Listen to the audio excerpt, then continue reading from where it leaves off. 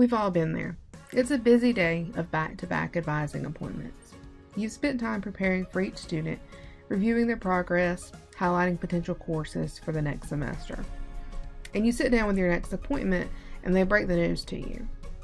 I've changed my mind and I'm no longer sure what program I want to complete. This wasn't the advising session you were prepared to have, and there are so many directions this conversation could go. Where do you even begin?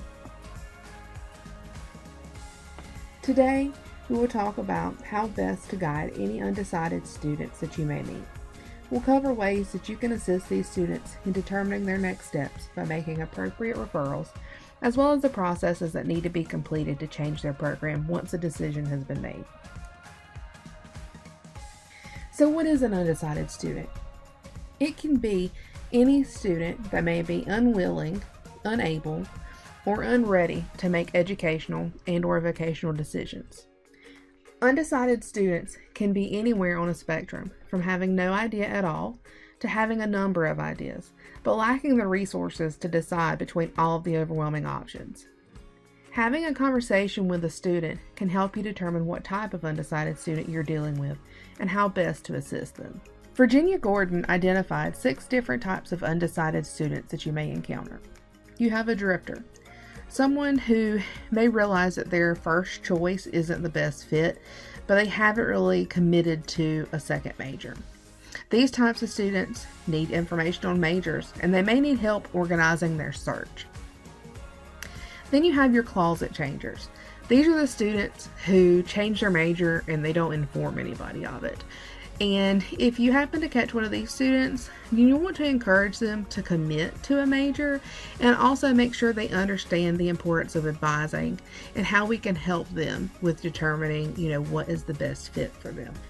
And then you have your externals. These are students who change majors frequently and without systematically exploring options. They may seem like they're just picking from a list each semester a different major to explore.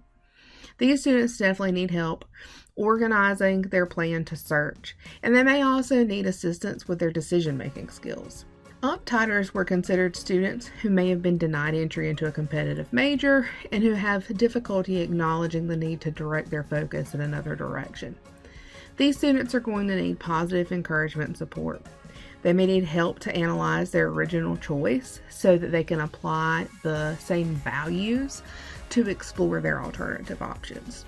Experts are students who may be performing poorly in a major but continue in it anyway because they think they have adequately explored their options and see the major as the best fit for them.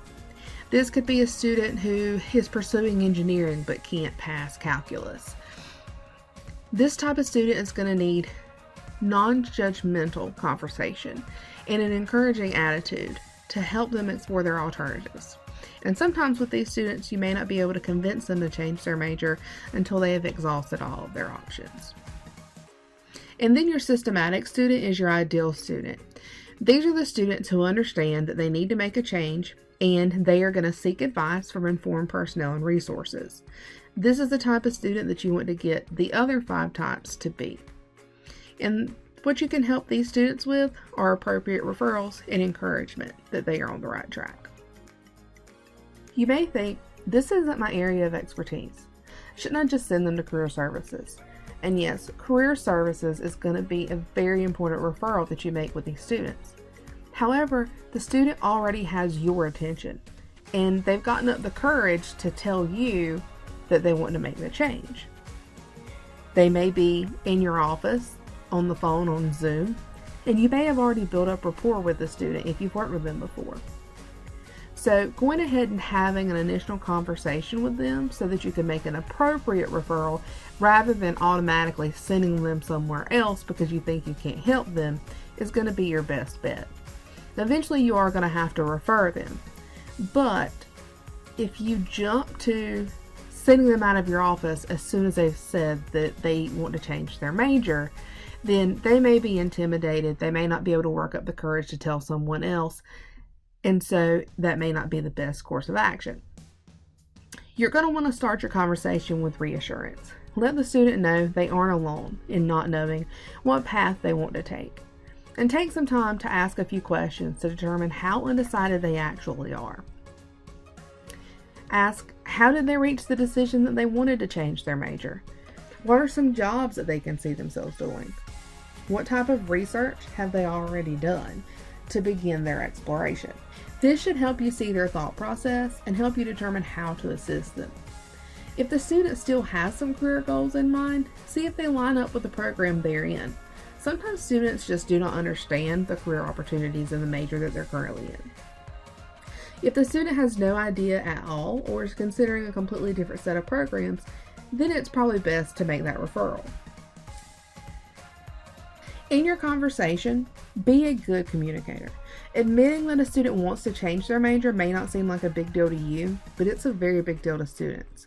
They may be overwhelmed with information, making a decision that goes against their family's wishes, or giving up on a long-held dream. Listening and having empathy are critical. Even if you end up having to refer them to another department, you will have made the process easier for them by making them feel heard and connecting them to the correct resources. If the student is completely undecided or have many ideas in mind, start with referring them to career services. Show them the website or email them a link to the career services site. If you just tell them to seek out career services, they may not get there on their own. Students often may be overwhelmed with the exploration they have to do now, feel insecure about seeking help, or even not understand how the career services office can help them. By connecting them with the resource, they are more likely to take advantage of that resource and persist. You can show them how to make an appointment, the different services that are available in the center, as well as the different services that they may be able to access on their own from home before their appointment happens. If a student is deciding between two majors or has one new major in mind, you still want to refer them to career services. However, it also could be good to refer them to an advisor for that department. Give them the email or phone number so that they can contact the advisor. This way, they can have a conversation with someone who is an expert in that program and can give the student the information they need to make their decision. Also, show them the program information on the website so that they can begin to research the information they need to make their decision on their own. Let them know that they can read about the different careers and see the faculty of the program and pull up the different degree outlines to see the classes that are required. And then they want to take that information once they have done their research and make sure they have a conversation with the advisor or the department chair for that program to see if that is a good fit for them, along with having their conversation with career services. I also strongly encourage you to show them how to submit the program change form.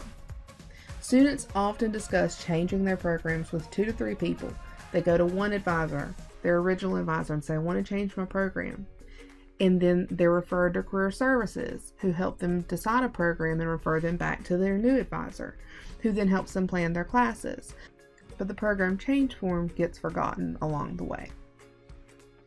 This is an issue, as students can follow program guides for the wrong catalog year or have issues with receiving financial aid because their new classes are not required for their old program. It's important for a student to be in the correct program. They just need to go to the main johnsoncc.edu website, type in program change, and it's the first link, changing your program of study. They can find some information about the process and then click Add Change Program Form. And then fill out their information, and then they'll have access to the program change form. Make sure students know how important it is to submit this program change form. And lastly, send a follow-up email. This can be an email that you type up as you're speaking with a student that includes links to the different departments that you may have discussed, like career services or the departments for the new majors they're interested in, along with a link to the program change form. Or you can do a delayed send email. Set up an email, schedule it to be sent a week or so from the date that you're speaking with a student to see if the student has used any of the resources you discussed. This can help remind the student and motivate them to take action. Helping a student explore their career options can feel daunting. Hopefully these tips will help you to have more meaningful conversations with students who are struggling to decide on a major. You can determine the type of student you're working with, and that will help you determine how best to serve the student. And then you can connect the student with the appropriate resources that they may need to begin their journey of exploration. If you have questions, feel free to contact us at advising@mail.johnstoncc.edu.